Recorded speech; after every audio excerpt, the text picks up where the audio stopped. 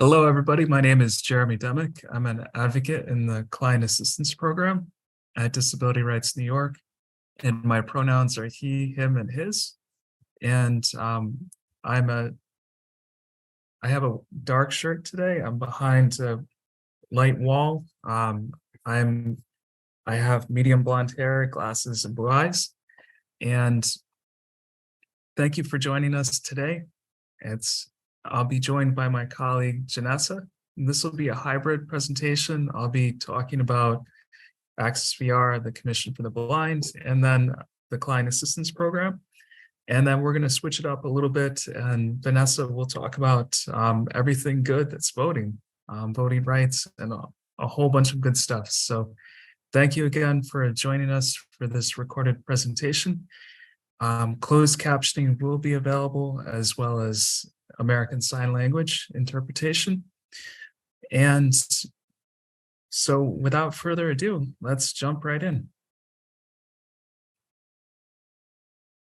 So CAP has been around, or the Client Assistance Program has been around for a while.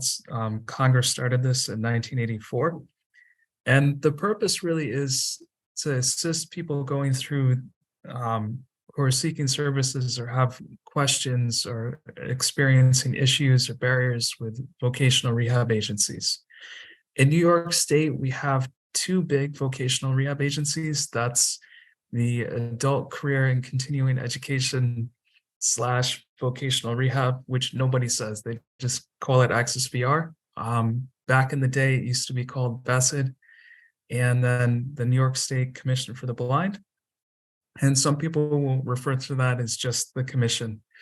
There is also smaller VR or vocational rehab agencies in New York, and those are tribal rehabs, and they're available in the Seneca Nation as well as the Mohawk Nation. Those are the two that I know of. And so that's kind of the structure of things.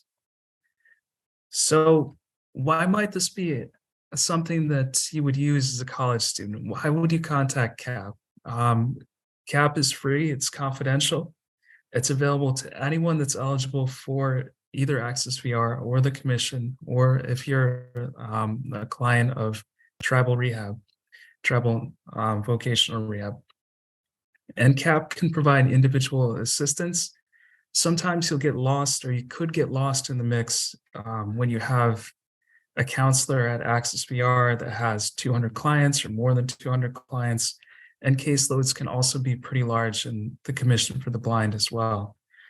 So we want to have you be able to make the best informed decisions based on the information you're receiving. And we want to just help you out as much as we can so that you can get the best outcomes through getting these services and you don't get stuck, or if you do have questions, you can bounce questions off of us. So some of the services that these two larger voc rehab agencies can offer, Access VR and the Commission for the Blind, are things like college tuition, books and college fees, room and board assessments, evaluations, and then after you complete college, they can offer job placement services. And this could be help with mock interviews and resumes. They can also help out with assistive technology. I have a client right now that we're connecting him so that he can use a computer for his job search. And it's set up where he's being loaned that computer so that he can do all that stuff, do the job search, and then find his job and go forward. And also these agencies, like if you have an internship that you're going to or an externship, they can also, talk to them about travel reimbursement. This can really help. Like all of these services can help you graduate with a lot less debt. So it's really beneficial if you're eligible for these programs. Now, the things that CAP, we run into common issues. There might be a lack of communication with a counselor. You email them, they don't get back to you, or you've been calling them for the last 3 weeks. We can help out with that. or there's things like disagreements over the employment goal or getting funding for college, or we call it college sponsorship often, but it's college funding. And it's there's also we want to help. We might be able to help in ways to find creative solutions to the issues or concerns that are coming up, things that maybe these agencies haven't thought of, or if things are really getting stuck, we want to help you. We can challenge some of those things, some things like denial of an employment goal or denial of specific services. We want to be in your corner in this process. We want to support you. And we want to provide, and we could also provide additional resources such as information on Social Security programs and other things, other goodies in there that could really complement these programs and these services so you can get the best outcomes. So with that, I'm going to jump right over. We're going to switch things up now. So my colleague Janessa is going to join us. Hi, I'm Janessa Seymour. My pronouns are she, her. I have red hair and black glasses. I am a white woman. I've got a long sleeve blue DRNY t-shirt, although unfortunately our logo is slightly below the screen at the moment on a nice sage green background here today. So I'm from the PAVA program, or Protection and Advocacy for Voting Access, and I'm going to talk about the voting rights work that we do for people with disabilities. So I want to start with why this is so important and why this can have such an impact. So the statistic we have here, there are an estimated 38 million eligible voters with disabilities. So that is a really big impact there. If we imagine that all of those eligible voters were to register and vote to advocate for their needs as people with disabilities, that could really change the way that politicians and advocates approach the needs of people with disabilities. You can really make an impact and make your voice heard. So what can the PAVA team do for you? We've got 5 different services that are our big projects that we do. One of them is Know Your Rights presentation. So today we're doing a very brief piece, but we can do much longer presentations we're available for. So anytime people are interested in having us come to talk, we can talk about the various rights that people with disabilities have to vote by absentee ballot, to vote with assistance at a polling place, to vote using a ballot marking device, which we'll talk more about, the various ways you can register to vote, issues with signature matching if you are not able to sign for any reason. We can walk people through various rights that they may not realize that they have. The most important thing being you have a right to vote regardless of your disability status. So we like to do a lot of presentations about that, make sure people are aware not only of their rights, but also of their accessibility options, ways to get around obstacles that might be placed in your path. We do demonstrations of ballot marking devices. So these are present in every polling place. It is a requirement that they be there. And essentially what it is, it's an electronic voting machine that lets you mark your ballot using a variety of accessible features. So for people who are blind, you can put on headphones and it will read the ballot to you.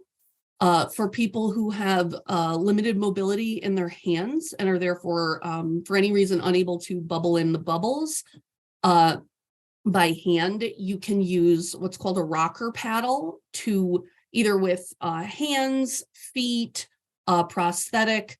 You can use that paddle to navigate right and left through the menus and indicate yes and no on candidates. There is a sip and puff attachment for people. You may have seen people who use wheelchairs with those attachments. You can use the exact same attachment to vote that way using breathing apparatus. So it allows people to vote privately and independently rather than relying on someone else to assist them in filling out a ballot. So if for any reason you can't or don't want to hand mark a ballot, you are allowed to use a ballot marking device. Nobody can ask you why you want to use a ballot marking device. You do not have to have a disability to use a ballot marking device. They have to be there. They have to be functioning. They have to be turned on.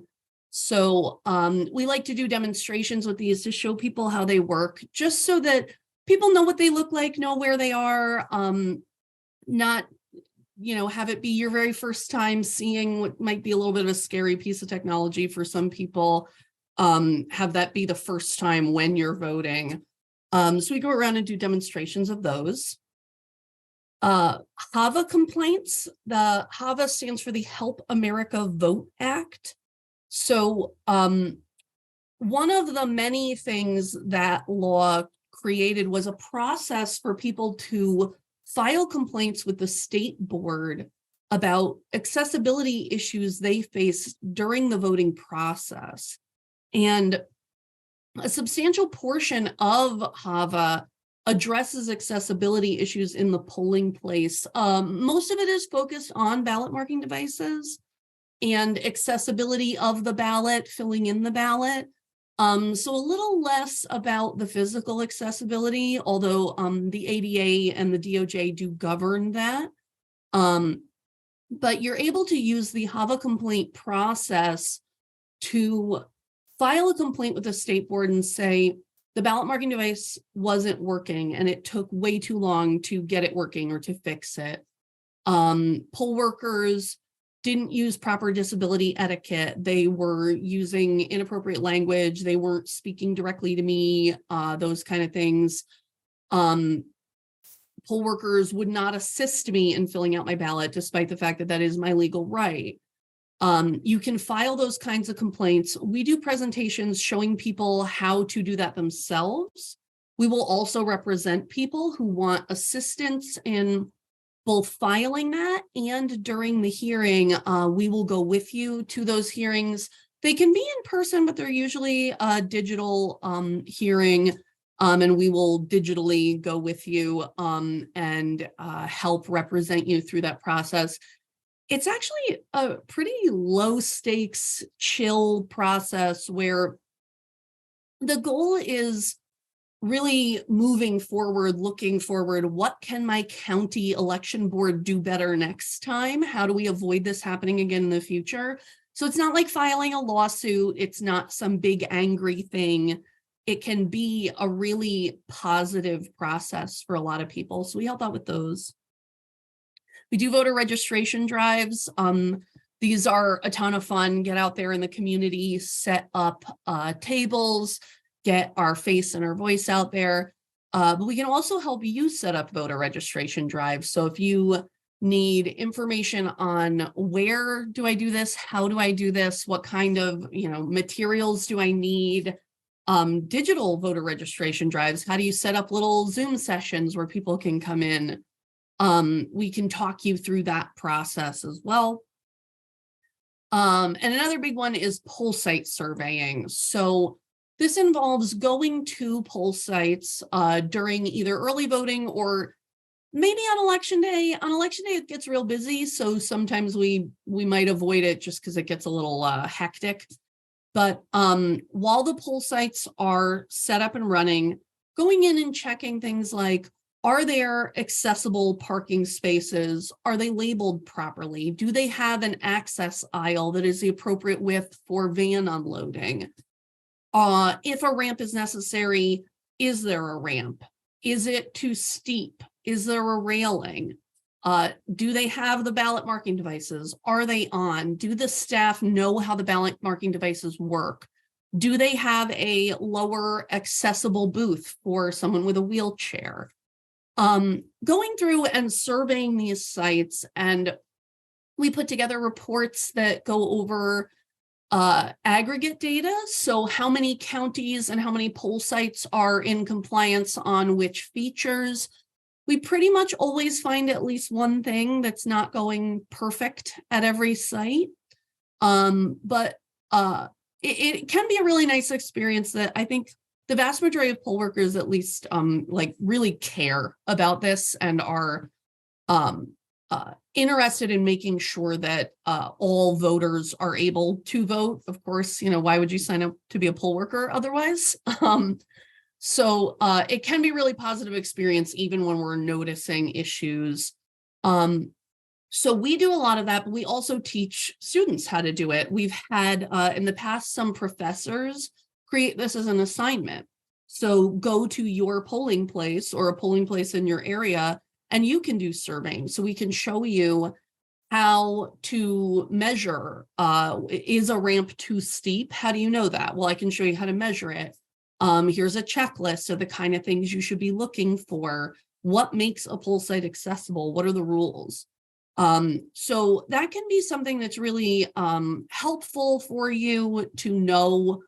Is your poll site accessible? How accessible? What issues are you encountering? And it can be a fun project too. So these aren't the only things we do, but these are some of the big things we do. And if these are things you or your organization are interested in, you can always give us a call, and we would love to help you out with that. So the big pieces that we like to remind people of: your vote is really, really important, and you can get involved. We are here to support you. Even when it seems like, you know, there are all these giant elections, you have this one little vote, this is this tiny drop in the bucket. Never forget that there are these also little tiny local elections happening at the exact same time, where your vote might be 1 out of 100 or 1 out of 1,000. And it can feel a lot more impactful in those places. We have recent examples where people are winning or losing by 1 vote. We have recent examples where one person, or I guess I should say 2 people, it was a tie, and they had to choose who won by drawing numbers out of a hat. So it really, really does matter. Even your 1 vote could have changed that. So it is really important. Please make sure you are getting out there to vote. You are getting registered. And if there's anything we can do to support you in that, please do give us a call, shoot us an email. We would love to help. So with that, I'll turn it back over to Jeremy, and we will wrap up. Thanks, Janessa. Thank you everyone again for joining us. If you need any assistance with Access VR or the Commission for the Blind, or if you need something, just good information on voting, or we're here to help. These are contacts that you could reach us at. You can either reach myself if you're having an Access VR or Commission issue that's coming up, or to reach out on everything good that's voting. You can reach out to Janessa or our colleague Helen. All right, thank you for joining us.